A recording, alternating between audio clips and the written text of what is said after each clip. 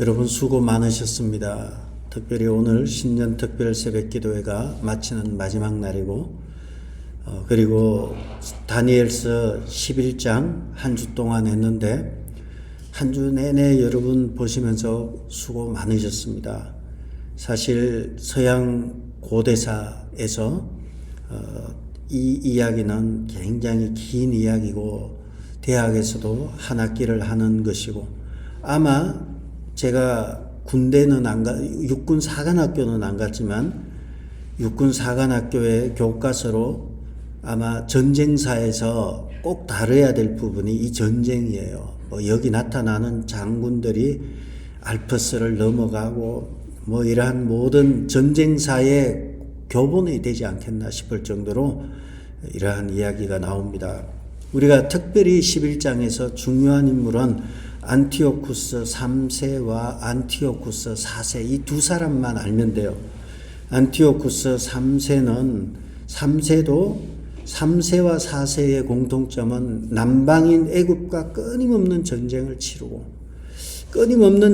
치르면서 아버지도 간교하게 짝이었고 그런데 아들 안티오쿠스 4세인 에피파네스라는 것은 현신인이다 이런 뜻이에요. 현신인은 뭔가 하면 파네라는 것은 드러내다는 뜻이에요. 그래서 띠오파니 하면 신현이라 그래요. 신이 드러내는 거예요.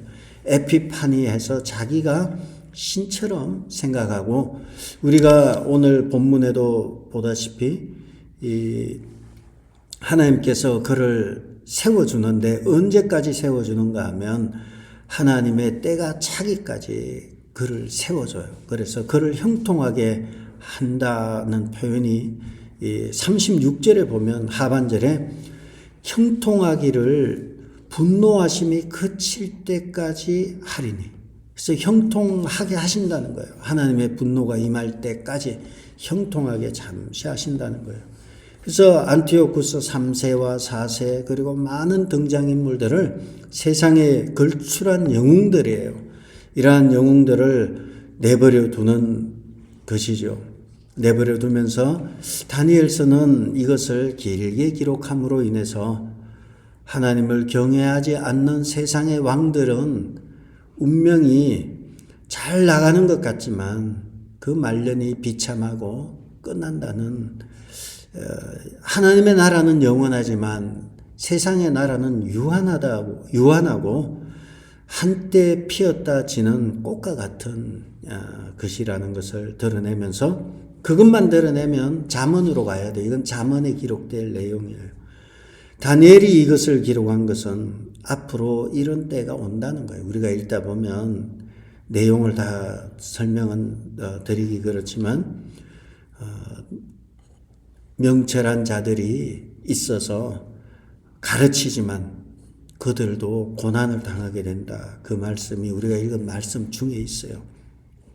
그래서 마지막 때에는 고난을 당하고 이것은 다니엘서는 구약의 묵시록이에요.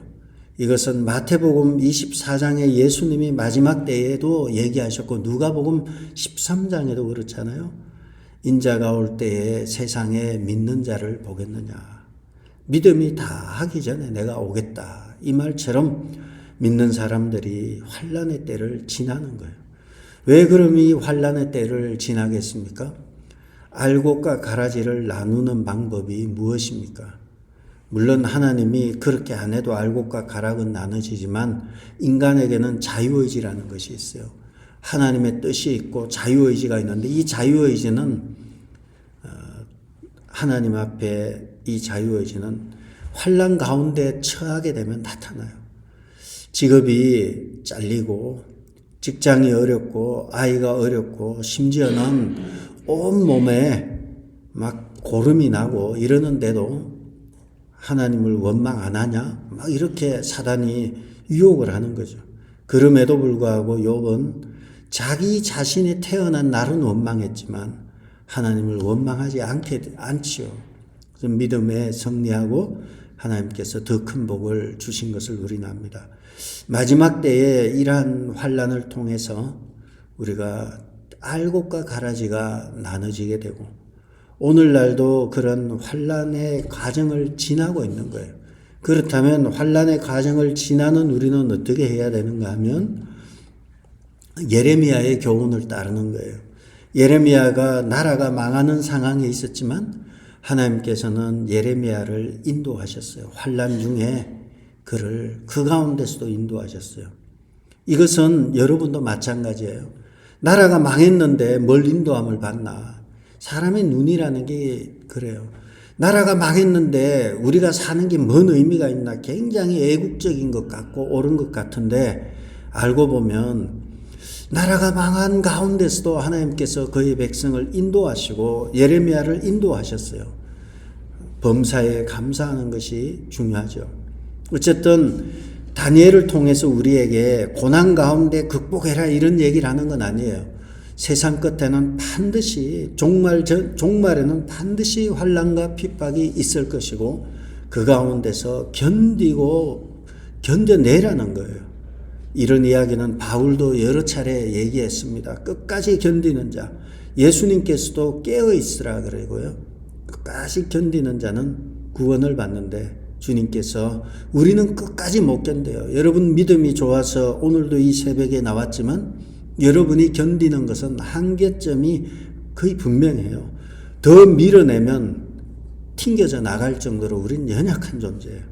그래서 주님께서도 믿음이 다하기 전에 오신다 이런 말씀을 하신 것입니다.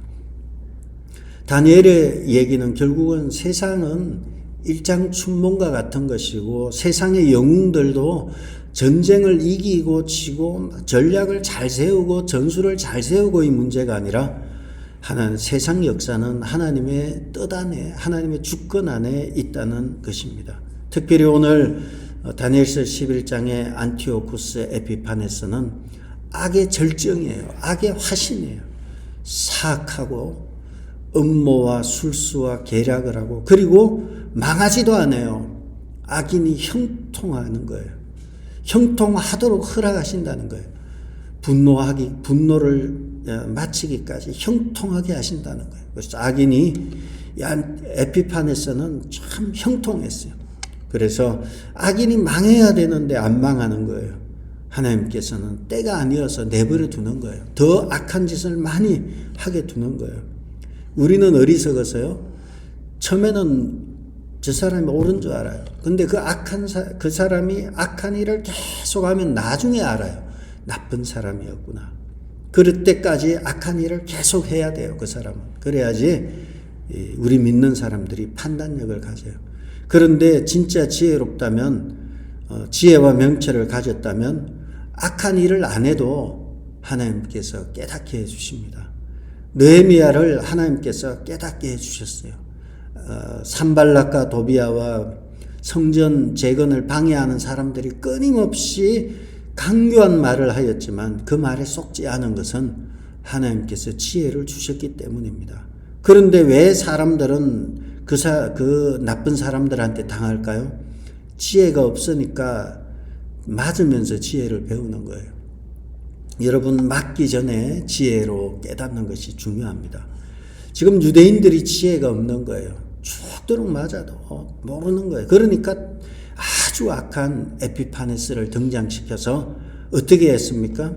성전에서 제사 드리면 사형, 할례하면 사형, 율법 지키면 사형 다 죽여버리니까 그때 가서야 안 거예요. 이거 아니었구나. 그때가 가서 늦게 깨달은 거예요. 죽도록 두드려 맞고 아버지 안티오쿠스 3세에 죽도록 맞았죠. 4세에도 죽도록 맞았죠. 그렇게 맞고 나서 그리고 나서 이건 아닌 것 같네. 막 이런 생각이 드는 거예요. 근데 아직 덜 맞았어요. 덜 맞은 이야기가 또 오늘 얘기가 나와요. 어떤 일이 있었는지 안티오쿠스 이 에피파네스가 어떤 악한 일을 했는지 오늘 보면 나와요. 이것을 보면서 그제야 아는 거예요. 그래서 여러분 지혜로운 사람은 맞기 전에 엎드리는 사람이 지혜로운 거예요. 죽도록 맞고 깨닫는 것은 참 어리석은 거예요. 28절에 보면 주어가 다 빠져버려가지고 여러분이 보기 힘들어요. 북방왕은 많은 재물을 가지고 본국으로 돌아가리니 북방왕은 에피파네스 안티오쿠스 4세인 에피파네스가 됩니다. 많은 재물을 가지고 본국으로 돌아가는 일이 일어나는데 어디서 재물을 가지고 본국으로 돌아간다는 얘기가 빠져버렸어요. 애굽을 침공해서 애굽에서 많은 재물을 가지고 본국으로 돌아가는데 그는 마음으로 거룩한 언약을 거스르며 자기 마음대로 행하고 본토로 돌아갈 것이다. 거룩한 언약이 나오죠. 거룩한 언약. 예루살렘에 잠시 머무르게 되는데 여기서 에피파네스가 또 큰 대형 사고를 칩니다. 그것이 무엇인가 하면 중간 기착지인 예루살렘에 잠시 머무면서 그가 승리에 도취된 나머지 대제사장은 레위 지파 중에서 대제사장을 세워야 되는데 아론의 자손만이 할 수 있는 유대 대제사장직을 자기 마음대로 교체를 해버려요. 베냐민 지파로 교체를 해버려요. 유대의 전통이 있고 유대 사회의 대제사장이 되는 자격이 있는 사람이 있는데 자기가 바뀌어버려요. 왜 바꾸는가 하면 뇌물을 많이 줬어요. 뇌물을 많이 주면 바꿔버려요. 우리가 알지만 오니아스 3세라는 유대의 대제사장이 에피파네스에 반대하자 그를 잘라버리고 야손이라는 사람을 대제사장으로 삼았습니다. 야손이라는 사람을 대제사장으로 삼는 걸 보면서 눈치가 빠른 이 베냐민 지파 출신의 메넬라우스라는 사람이 에피파네스는 뇌물에 약하구나 이렇게 생각을 하고 자기는 아론의 레위 지파도 아니에요. 베냐민 지파였어요. 그런데 메넬라우스가 많은 재물을 가지고 찾아가서 에피파네스에게 주게 되죠. 그러자 그 뇌물을 받고 대제사장을 시켜버려요. 유대 전통에 맞지도 않는 거예요. 그러다 보니까 메넬라우스가 뇌물을 너무 많이 드린 거예요. 너무 많이 드리니까 이것을 뇌물에 드는 비용을 충당하기 위해서 성전에 들어와 있는 봉헌물들 이래 보고 마이크 시스템은 1000불 이래가지고 봉헌물을 팔아버리고 성전 기구를 팔아버리는 거예요. 다 팔아버려서 뇌물을 만들어서 자기가 대제사장이 된 거예요. 그리고 자기의 걸림돌이 되는 앞에 제사장들은 죽여버리는 거예요. 부활을 시켜서 죽여버리고 그러자 난리가 난 거예요. 전 대제사장이 죽었다고 에피파네스에게 고발을 해버린 거예요. 그러니까 뇌물을 먹은 거예요. 이 뇌물이 먹으니까 지금 꼼짝 못하잖아요. 정치도. 뇌물을 먹고 나니까 어떻게 할 수 없으니까 죽인 사람이 메넬라우스가 아니라 메넬라우스 부하가 죽였지. 당연히 시켜서 죽인 거죠. 그 부하를 처형해 버리는 거예요. 그리고 메넬라우스는 관계없고 이 부하가 문제다. 부하가 왜 그걸 죽였겠어요? 시키니까 죽였지. 그리고 고발한 사람들은 두로라는 지역에서 조용히 또 다 죽여버려요. 이게 싹 잔인한 거예요. 고발한 사람들도 죽여버리고 그리고 막 민심이 끄니까 그 죽였다고 하는 그 부하도 죽여버리고 그리고 나서 메넬라우스는 또 뇌물도 받고 하니까 또 살려둬요. 그래서 거룩한 언약을 거스르며 이것은 하나님의 율법을 모독하는 것을 말합니다. 하나님의 율법을 모독하고 성전 예배를 방해하고 또 특별히 그의 악행은 종교적인 신앙적인 분야에서 악하게 행동을 하는데요.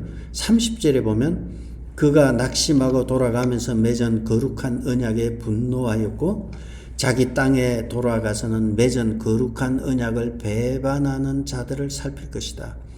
거룩한 언약이 율법, 토라, 하나님의 말씀이에요. 하나님의 말씀을 배반하는 자들을 살핀다. 하나님의 말씀을 배반한 자, 메넬라우스를 비롯한 뇌물을 주고받고 아무것도 베냐민 지파인데 대제사장이 되고 이런 사람들을 살피는 거예요. 돈을 받았으니까 그런 사람들을 살피고, 군대는 또 어떻게 했는가 하면 31절에 그의 편에 서서 성소 곧 견고한 곳을 더럽히며 거룩한 성소를 군합발을 신고 들어가서 군인들의 군화에 성소가 짓밟혀 버리는 거예요. 매일 드리는 제사를 폐해버리고, 제사를 드리면 사형 막 이렇게 하는 거죠. 멸망하게 하는 가증한 것을 세울 것이다. 이 메넬라오스는 유학파예요. 로마에 이렇게 끌려가서 거기서 살았기 때문에 로마의 신과 로마의 헬라 문화를 받아들이고 와서 제우스를 세우고, 그리고 돼지의 피를 뿌리면서 예루살렘 성전을 더럽히는 일을 하였던 것입니다. 이것을 통해서 우리 28절과 31절, 35절까지는 유대인들에 대한 박해에 대한 이야기입니다. 유대인들을 이런 일로 인해서 박해하였고, 그리고 36절부터 39절은 하나님 자신이 하나님처럼 이제 하나님의 자리에 오르는 것이죠. 하나님을 모독하는 거죠. 36절에 그 왕은 자기 마음대로 행하며 스스로 높여 모든 신보다 크다 하며 비상한 말로 신들의 신을 대적하며, 그래서 스스로 높여서 모든 신보다 크다 하며 자기가 신이에요. 그래서 에피파네스는 데오스는 신이에요. 데오스 에피파네스에서 현신인, 현인신. 그래서 신이 지금 인간의 몸으로 여기 오셨다 해서 신처럼 행동했고, 이렇게 행동에다 죽은 사람이 그 헤롯 대왕이 욥바에 내려가서 어디 그 지중해 연안의 테라비브 쪽으로 내려가서요, 큰 소리로 연설을 할 때 사람들이 이것은 신의 소리다 하고 충이 먹어서 죽은 사건을 우리는 알죠. 이 사람도 스스로 모든 신보다 자기가 더 뛰어나다 이렇게 하면서 교만하였던 것입니다. 여기에 대해서 성경은 말하기를 36절에 형통하기를 분노하심이 그칠 때까지 하리니, 형통하게 내버려 둔다는 거예요. 가만히 내버려 둔다는 거예요. 이는 그 작정된 일을 반드시 이루실 것입니다. 도구예요. 악인은 악인의 도구를 하는 거예요. 여러분 주위에 악한 사람이 악행을 하는 것을 가지고 막 말하지 마시기 바랍니다. 그 사람은 그 일을 해야만 돼요. 일생 동안 그 일하다 가는 거예요. 또 회개하면 다행이지만 회개 안 하면 일생 동안 남 괴롭히다가 가는 거예요. 그 사람의 일이에요. 이 에피파네스가 이렇게 하면서 하나님 자리에 오르고 유대인들을 괴롭히는 게 그들의 일이에요.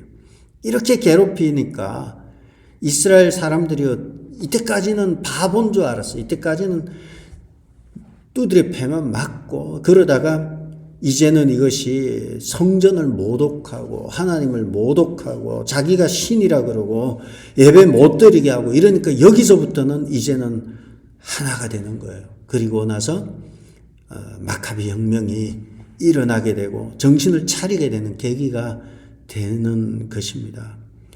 그래서 때로는 모르면은 많이 맞아야 돼요. 많이 맞으면 맞다 보면 깨닫는 거예요.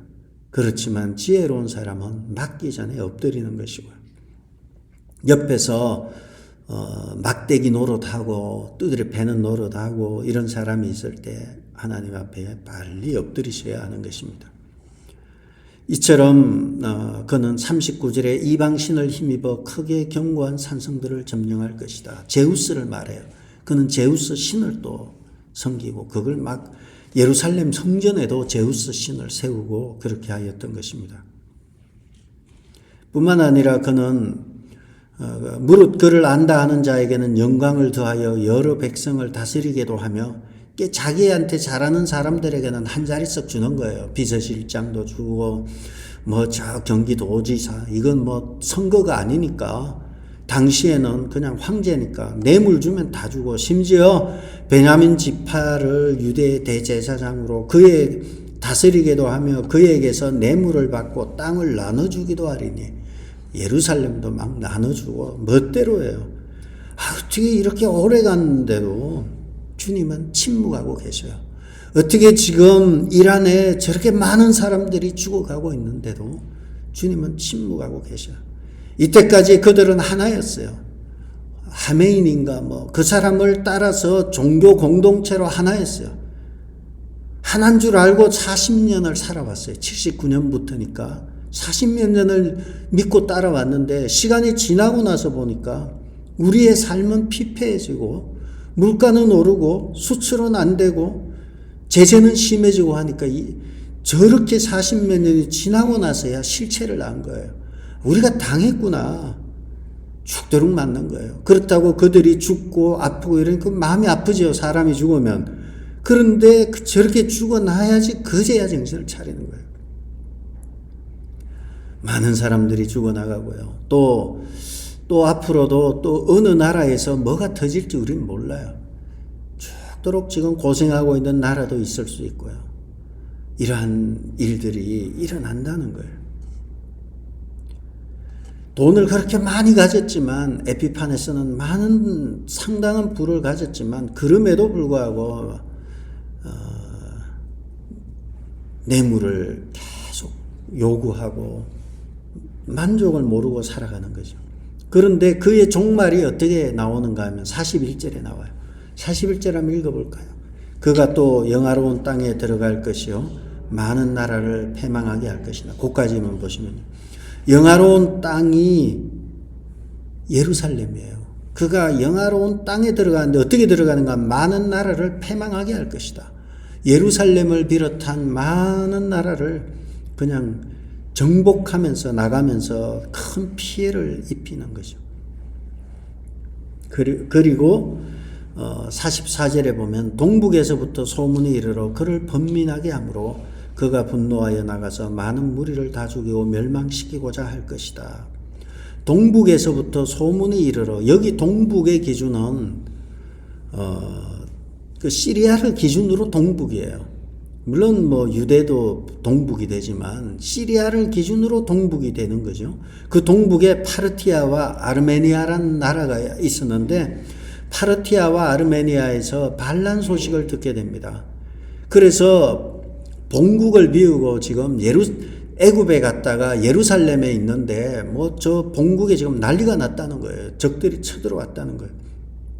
마음이 번민하는 거예요. 돌아가서 반을 여기 남겨놓고 반을 올라가야 되나, 막 이런 판단 가운데 있죠. 그리고 45절에 종말의 얘기가 나오죠. 45절 한번 읽어보겠습니다. 그가 장막 궁전을 바다의 영화롭고 거룩한 산 사이에 세울 것이나 그의 종말이 이르니 도와줄 자가 없으리로다. 그의 종말이 드디어 나와요. 종말에 뭐가 나오나요? 그의 종말에는 그의 장막 궁전을 바다와 영화롭고 거룩한 산, 우리가 41절에 영화로운 땅이 나오고요. 그 앞에 거룩한 언약이 나와요. 영화로운 땅과 거룩한 언약을 세운 예루살렘과 그의 종말이란 단어가 이렇게 같이 어울러져 있는 거예요. 이것이 그 의미가 있나 이건 모르겠어요. 그러나 그의 종말과 영화롭고 거룩한 산이 이렇게 오버랩되는 거예요. 하나님이 계시는 성전과 또 하나님이 계시는 성전을 군합발로 짓밟은 이런 모든 것에 대해서 영화롭고 영광스럽고 거룩한 그곳에 궁전을 세우고, 그리고 그것과 종말, 그의 죽음과 관련이 있음을 우리는 여기에서 종말, 그의 종말이 등장하는 것이죠. 그리고 나서 그를 도와줄 자가 없다 나옵니다. 하나님의 진노에 의해서 죽음을 당한 것으로 우리는 봅니다. 도와줄 자가 없다는 것은 그의 죽음이 어떤 수단에 의해서도 막을 수 없는 오직 하나님에 의해서 죽임을 당한다는 것을 말하고 있습니다. 이로써 다니엘서 11장의 얘기는 끝나지만 이 11장의 얘기를 통해서 다니엘이 왜 이 얘기를 했을까? 다니엘은 왜 이 이야기가 45절 짧지 않아요? 이 긴 이야기를 했을까? 다니엘은 역사 이야기를 우리에게 하고 싶었을까? 그렇진 않아요. 이 이야기는 성경의 위치로 놓고 보면 말라기와 마태복음 사이의 이야기예요. 구약이 BC 400년 말라기로 끝나고요. 마태복음으로 시작하기 그 중간에 그 암흑기에 대한 얘기를 다니엘이 이런 역사적인 일들이 계속 일어났었다. 그 얘기라고요. 또 우리가 여기서 알 수 있는 것은 하나님께서 어떤 선지자도 이때 보내시지 않았어요. 하나님의 말씀이 없는 시대를 암흑기로 봐요. 중세 암흑기로 보는 것은 하나님의 말씀이 다 끊겨져 버렸어요. 그리고 종교개혁이 말씀이 다시 나타나는 거예요. 말라기 이후에 하나님의 말씀이 단절되었고 하나님의 말씀이 없는 게 암흑기예요. 마찬가지입니다. 여러분에게 하나님의 말씀이 안 들려요. 암흑기예요. 캄캄한 암흑기. 그런데 여러분에게 하나님의 말씀이 자꾸 들려요. 그럼 하나님 말씀하시는 것이고 사시는 거예요. 우리 교회의 희망이 여기 있어요. 성경 통독반도 있고 중보 기도도 하고 하나님의 말씀을 사랑하는 성도들이 성도의 수에 비해서 많아요. 이것이 살고 있다는 거예요. 하나님의 말씀이 역사하고 있다는 것이고 이것이 부흥의 시작이에요. 부흥은 하나님의 말씀이 빠진 부흥은 가짜 부흥이에요. 프로그램으로 인한 부흥은 그건 가짜예요. 말씀과 성령은 함께 갑니다. 그러므로 하나님의 말씀이 사라진 그 시대에는 유대사회는 혹독한 전쟁 가운데서 어려움을 겪었습니다. 다니엘은 이것을 통해서 또 우리에게 주는 메시지는 이 400년의 공복기를 알려줄 뿐만 아니라 이것이 앞으로 구약의 묵시록처럼 어려운 일들이 나온다는 거예요. 어려운 일들이 반드시 있을 것이지만 견디고 버텨내라는 것이죠. 또 하나는 역사를 보는 눈은 우리가 역사를 보는 눈은 어떠해야 되겠습니까? 먼저 잘 들어보시기 바랍니다. 역사를 보면서 신앙의 눈으로 해석하는 게 옳습니까? 아니면 이것도 맞아요. 역사를 보면서 신앙의 눈으로 해석하는 것도 맞아요. 더 정확한 것은 다니엘의 눈이에요. 신앙의 눈으로 역사를 바라보는 것이죠. 신앙의 눈으로 역사를 바라보는 거죠. 믿음을 가지고 현실을 뛰어넘는 하나님의 절대 주권을 인정하는 역사관이 되는 것이죠. 세상의 역사는 결국은 크리스찬의 기독교 역사, 교회사예요. 세상은 새하늘과 새 땅을 향해서 가고 있고 교회사입니다. 역사적 인간으로 살지만 우리가 알아야 될 것은 역사의 영향을 받고 역사 속에서 살아가지만 이 역사 위에 역사를 다스리고 계시는 하나님의 절대 주권을 인정해야 하는 것입니다. 에피파네스 이야기를 이렇게 길게 이야기한 것은 앞으로 성도들이 큰 핍박 가운데 적그리스도가 등장할 것이고 그로 인해서 큰 어려움을 겪을 것이라는 거예요. 적그리스도가 누구냐 그건 중요하지 않아요. 우리가 살아가는 게 순교의 자세로 살아가야 되는 거예요. 삶 자체가 순교가 되는 삶을 살아야 하는 것입니다. 이 세상 끝날에는 대환란이 있을 것인데 지금 우리는 그 환란의 때에 살아가고 있고요. 이러한 때에 우리는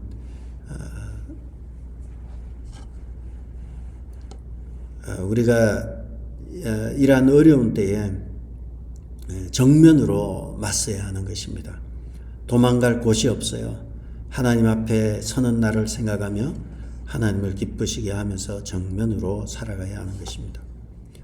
세상의 나라는 이제 결론입니다. 다니엘서 11장을 보면서 또 다니엘서를 보면서 내리는 결론은 세상의 나라는 유한합니다. 세상에 많은 영웅들, 호글들이 있지만 다 한때뿐이고요. 유한합니다. 그러나 하나님의 나라는 영원하며 하나님의 주권은 영원하십니다. 우리는 지금 느부갓네살의 나라에 살아봤고요. 우리는 지금 페르시아의 고레스의 나라에도 살아봤고요. 우리는 지금 다니엘을 통해서 그리스의 알렉산더 대왕의 나라에도 살아봤고요. 그리고 에피파네스의 이 악독한 나라에도 살아보고, 그리고 로마의 시제의 나라에도 살아보고요. 2026년 지금은 트럼프의 나라에 또 살고 있어요. 그러나 이 모든 나라들은 한결같이 유한하다는 거예요. 유한하다는 거예요.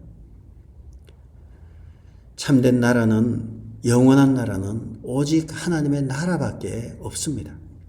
우리는 유한한 역사 속에 살아가고 있지만 무한하신 하나님의 나라를 바라보면서 한 걸음 한 걸음 뚜벅뚜벅 걸어가는 것입니다. 그리고 이 걸음 앞에서 우리 교회는 역사 속에 살아가면서 괴로워하고 아파하는 자칭 그리스도인이라고 하면서 갈 바를 알지 못하는 사람들을 다 모아내는 2026년, 2030년 넘어서서 모든 시대를 지나서 이 지역에 그런 방황하는 사람들을 끄집어낼 수 있는, 받아낼 수 있는 교회가 되어야 합니다. 하나님이 보내주시는 거예요. 우리의 노력도 필요하지만 하나님이, 우리가 반듯하게 서 있다면 하나님이 보내주시는 것입니다. 그러므로 여러분 한 사람 한 사람이 하나님의 일꾼이고 하나님의 대사임을 알고 여러분의 저수지 같은 넓고 깊은 사랑으로, 말씀으로 이러한 넓고 깊은 사랑을 훈련하시고 또 이런 사랑을 가질 때 사람들은 견고한 단단한 것이 깨어져요. 사람들이 어디서 깨어지는가 하면 사랑 앞에서 깨어져요. 아무리 악독하고 못돼 빠진 인간이라 해도 사랑하는 사람 앞에서는 순한 양이 될 수밖에 없어요. 그것이 사람이에요.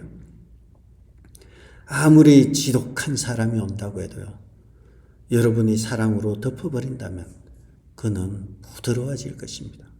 우리는 사람을 부드럽게 하는 교회, 모든 사람을 받아내서 함께 하나님 나라에까지 이끌고 가는 교회로서의 사명을 감당하는 교회, 모두를 포용하고 말씀과 성령으로 하나 되는 교회, 예배 때마다 하나님의 임재와 성령의 충만함과 예수 그리스도의 사랑으로 인해서 참석한 자가 마음이 그냥 녹아버리는 교회, 그러한 교회가 되어서 하나님 앞에 서는 날 바로 여러분 한 사람 한 사람이 잘하였도다, 착하고 충성된 종아, 더 이상의 애통하는 것이나 곡하는 것이 없이 내 눈의 눈물을 닦아주는 그러한 하나님의 나라에 이르는 귀한 여러분들 되시기를 주의 이름으로 축복합니다. 기도하겠습니다. 아버지 하나님, 세상의 나라는 유한하며 하나님의 나라는 영원함을 봅니다. 그리고 세상의 영웅 호걸들은 잠시 왔다 갈 뿐이지만 하나님은 영원히 다스리고 계심을 알고 영원한 하나님의 나라를 소망하며 이 땅에서 그 가야 할 우리 나라, 가야 할 영원한 나라를 소망하며 잠시 정거장처럼 지나가는 이 땅에서 최종 목적지를 향해서 하나님의 백성답게 뚜벅뚜벅 걸어가는 복되고 귀한 성도들 되게 도와주시고 하나님 앞에 설 때에 땅끝까지 이르러 정인이 되리라는 정인의 삶을 바르게 살아드리는 귀한 성도들 되게 도와주시며 베이직 교회는 그 사명을 잘 감당할 수 있도록 누구든지 와서 이곳에서 심령이 녹아지고 단단한 마음이 녹아지고 그리스도 안에서 사랑으로 하나 되는 복되고 귀한 교회 되게 도와 주시옵소서. 오늘 친교를 제공하는 이정혜 전도사님을 붙잡아 주시고 기도회를 인도하며 또 교회에서 이 모양 저 모양으로 섬기는 귀한 주의 여종이에 우리 하나님 인간의 힘으로 하지 않도록 성령의 충만함으로 함께하여 주시옵소서. 하나님의 성령의 능력으로 감당하되 때로는 어려운 일도 있고 답답한 일도 있겠지만 주님이 위로하시고 힘주시고 능히 감당할 수 있도록 육신의 건강도 아울러 허락하여 주시옵소서. 다솔 형제의 결혼을 위해서 기도하고 있사오니 우리 하나님, 우리는 어떻게 할지 그 방향을 알지 못하지만 하나님께서는 이미 모든 것을 계획하고 계심을 압니다. 하나님의 뜻이 하루속히 이루어져서 복되고 귀한 가정을 이룰 수 있도록 우리 하나님께서 인도하여 주옵소서. 이제는 우리 주 예수 그리스도의 은혜와 하나님의 크신 사랑과 성령님의 감동 위로 교통하심이 하나님의 자녀답게 이 땅에서 나그네와 행인처럼 살며 그의 나라를 향해서 최선을 다해서 살아가기로 작정하는 귀한 주의 자녀들 머리머리 위에 이제로부터 영원토록 함께 있을지어다.